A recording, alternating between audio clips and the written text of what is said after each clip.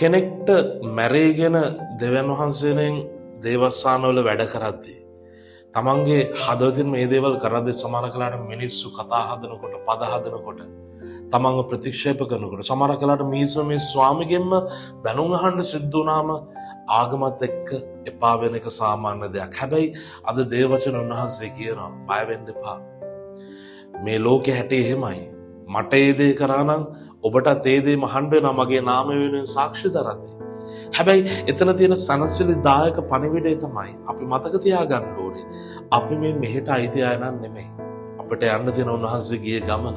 ඒ නිසා මේ ලෝකෙට අයිති නැති අපි මේ ලෝකේ ප්‍රශ්න ගැන නලංගු වෙනවා නම් මේ ලෝකේ ප්‍රශ්න නිසා දුක් වෙනවා නම් ඒ නිසා අපි ඉන්න ටිකේ හිතේ අවුලෙන් නම් ඉන්නේ. ඇත්තට මේක හරි මෝඩ වැඩක්. නිසා කවුරු මොනවා කිව්වත් කවුරු ඔබ කොහොම විනිශ්චය කරත් මතක තියාගන්න අපි ස්වර්ගයට අයිති අය නිසා සතුටින් ඉමු.